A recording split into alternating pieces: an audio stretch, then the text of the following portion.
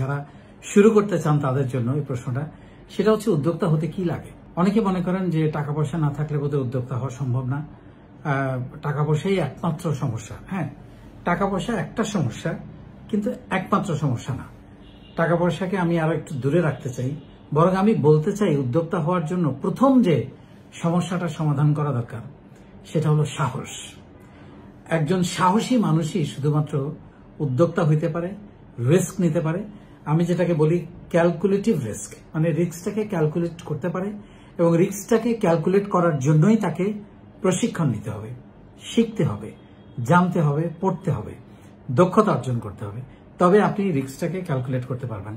So আমি এই উদ্যোক্তা হওয়াটাকে অনেক সময় বলি যে সাঁতার কেটে কাটতে জেনে পানিতে নামার মতো করে। কারণ আপনি যদি সাঁতার কাটতে না জেনে পানিতে নামেন তাহলে আপনি ডুবে মরবেন। উদ্যোক্তা জার্নিটাও কিন্তু একই রকম, আপনাকে কিছু জিনিস, বেসিক জিনিস জেনে নামতে হবে। তো এই জিনিসগুলো আপনার যখনই আপনি জানবেন, শিখবেন, প্রশিক্ষণ নেবেন, দক্ষতা অর্জন করবেন, তখন আপনি সাহসী হয়ে উঠবেন। আর এই সাহস আপনাকে উদ্যোক্তা হতে আপনাকে সাহায্য করবে এবং এগিয়ে নিয়ে যাবে। ভীরু মানুষ যদি করব, আচ্ছা দেখি, আচ্ছা না পারলে আবার চাকরিতে ফেরত আসবো, এরকম চিন্তা যারা করে তাদের পক্ষে আসলে উদ্যোক্তা হওয়া সম্ভব না। You have to be dedicated, যে আমি এটা করব এবং এটা করার জন্য আমার যা যা করা দরকার, যত ধরনের আমার পরিশ্রম করা দরকার, আমি প্রস্তুত আছি। এই ধরনের একটা সংকল্প দরকার, দৃঢ়তা দরকার, এবং উদ্যোক্তাদের অবজারভেশন পাওয়ার খুব স্ট্রং হওয়া দরকার, যে কোথায় কি ঘটছে। কোন একটা জিনিস দেখলে সেটার মধ্যে একটা প্রশ্ন তৈরি করতে হবে, কেন হলো, কিভাবে হলো, কোথায় পাওয়া যায়, কি দিয়ে বানানো হলো, এটার সোর্সিং কোথায়, এরকম নানান প্রশ্ন। তার এই মার্কেটিং কিভাবে এটা করা যায়, এবং মার্কেট রিসার্চ না করে নামাটাও একটা ভুল কাজ আমি মনে করি। যে আপনি প্রোডাক্টটা যে দামে বিক্রি করবেন, কেন এই দাম হবে এটার, বা এর চেয়ে বেশি হবে না কেন, বা এর চেয়ে কম হবে না কেন, বা এটা কমাইতে হলে কি করতে হবে, আপনার কম্পিটিটররা কেন ভালো করছে বা কেন ভালো করছে না, আপনার থেকে কেন কাস্টমাররা প্রোডাক্টটা কিনবে, কি অতিরিক্ত, কি এক্সট্রা, কি নতুনত্ব, কি ইউনিকনেস আপনি দিচ্ছেন, কি ব্যতিক্রমী আপনি দিচ্ছেন, সেটা কিন্তু খুবই গুরুত্বপূর্ণ। সেই জন্য উদ্যোক্তা হতে গেলে এই অবজারভেশন পাওয়ারগুলো, এই রিসার্চগুলো, এই অ্যানালাইসিসগুলো আপনার থাকতে হবে। আরেকটা হলো, উদ্যোক্তাদের শর্টকাট কোনো রাস্তা নাই। It's a long marathon race. আপনাকে লম্বা খেলার জন্য নামতে হবে।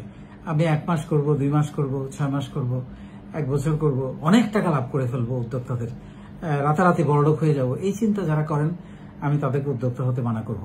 আপনাকে একটা প্রতিষ্ঠান তৈরি করতে হবে, একটা ব্র্যান্ড তৈরি করতে হবে, একটা ইমেজ তৈরি করতে হবে, একটা বিশ্বাসযোগ্যতা তৈরি করতে হবে, হ্যাঁ, একটা সততা তৈরি করতে হবে আপনার পণ্যের, আপনার ট্রেডমার্কের, আপনার লোগোর, আপনার প্রতিষ্ঠানের এবং আপনার চেহারার একটা সততা, একটা ইমেজ তৈরি করতে হবে, যে আপনাকে বিশ্বাস করা যায়, আপনি ঠকান না, আপনি মানসম্মত পণ্য দেন, আপনি কাস্টমারদেরকে কেয়ার করেন, এবং কাস্টমারদের আফটার সেল সার্ভিসের ব্যাপারে আপনি প্রচন্ডভাবে যত্নশীল। এই জিনিসটা আপনাকে মার্কেটে দিনে দিনে এস্টাবলিশ করতে হবে। So it's a long race. আপনি রাতারাতি, কেউ যদি চিন্তা করে এই অনেক টাকা, আজকে এই কাস্টমার থেকে অনেক টাকা প্রফিট করে ফেলেছি, এটা খুবই দুর্বল, ক্ষুদ্র, নিম্নমানের চিন্তা ভাবনা একজন উদ্যোক্তার।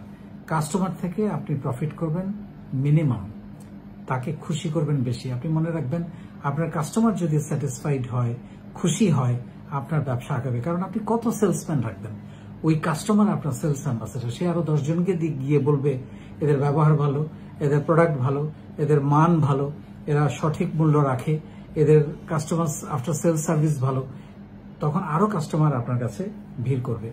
সো এই জিনিসগুলো খুবই গুরুত্বপূর্ণ একজন উদ্যোক্তা হওয়ার জন্য।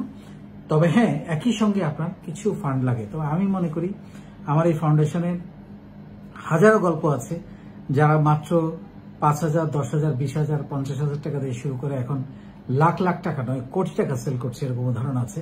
আমি নিজেও তার একটা বড় উদাহরণ। মাত্র 50,000 টাকা দিয়ে আমি ব্যবসা শুরু করেছি। সো এটা যেটা করতে হয় সেটা হলো আপনাকে মাল্টিপ্লাই করতে হয়। আপনি যদি টাকাটা ব্যবসা করে ওইখান থেকে বাজার খরচ করানোর চিন্তা করেন, আপনি কিন্তু ব্যবসাটাকে আগাইতে পারবেন। আপনাকে ব্যবসাটাকেও কিছুদিন রিজার্ভ করতে হবে, মানে টাকা যেটা লাভ হবে এটা আবার খাটাতে হবে, আবার খাটাতে হবে, আবার খাটাতে হবে, এইভাবে করে। এবং আগে যেভাবে চলেছেন ফকিরের মতো বা সাধারণ জীবনযাপন বা খুবই নিম্নমানের জীবনযাপন সেটা করবেন। আমিও করেছি, সবাই তাই করে, সবার শুরুটাই এরকম। তো এখানে কোনো শর্টকাট নেই, লং টার্ম প্ল্যান করতে হবে সততার সঙ্গে। আর ফাইনালি যেটা উদ্যোক্তাদের দরকার সেটা হচ্ছে লেগে থাকা। এখানে হাল ছেড়ে দেওয়ার কোনো সুযোগ নেই। হ্যাঁ, আপনি এটাও জানতে হবে আপনাকে কখন থামতে হবে, কিন্তু আপনি যে একটা জিনিসের শেষ দেখতে চান, শেষ দেখে তারপর ছাড়তে চান, এই অ্যাটিটিউডটা যে আমাকে জিততেই হবে, আমি হাল ছাড়বো না। আপনি নানানভাবে পড়ে যাবেন, হোঁচট খাবেন, আবার উঠে দাঁড়াতে হবে। যে হোঁচট খেয়ে পড়ে শুয়ে থাকবে সে তো আর কোনোদিন উঠে দাঁড়াতে পারবে না, চেষ্টাই করবে না। কিন্তু যে বারে বারে চেষ্টা করবে সে ডেফিনেটলি আরেকটা দরজা, আরেকটা রাস্তা, আরেকটা জানালা, আরেকটা পথ তার জন্য উন্মোচন হবে।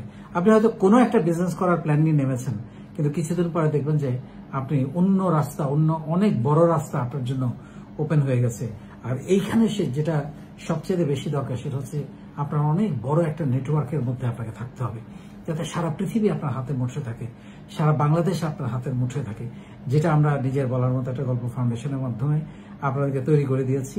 একটা বড় নেটওয়ার্কের মধ্যে নিজেকে রাখতে হবে। আপনি যদি ব্যবসা করতে চান এবং আপনি যদি চিন্তা করেন আমি একা একা চলবো, কারোর সাথে কোলাবোরেশন, পেয়ারিং, শেয়ারিং, নেটওয়ার্কিং এর দরকার নাই, আপনি এগোতে পারবেন না। সারা পৃথিবীর সঙ্গে আপনাকে কাজ করতে হবে, কোলাবোরেট করতে হবে, স্ট্র্যাটেজিক পার্টনার হতে হবে, শেয়ারিং করতে হবে, পেয়ারিং করতে হবে, তবেই আপনি আপনার ব্যবসাকে সারা পৃথিবীতে ছড়িয়ে দিতে পারবেন, সারা বাংলাদেশে ছড়িয়ে দিতে পারবেন।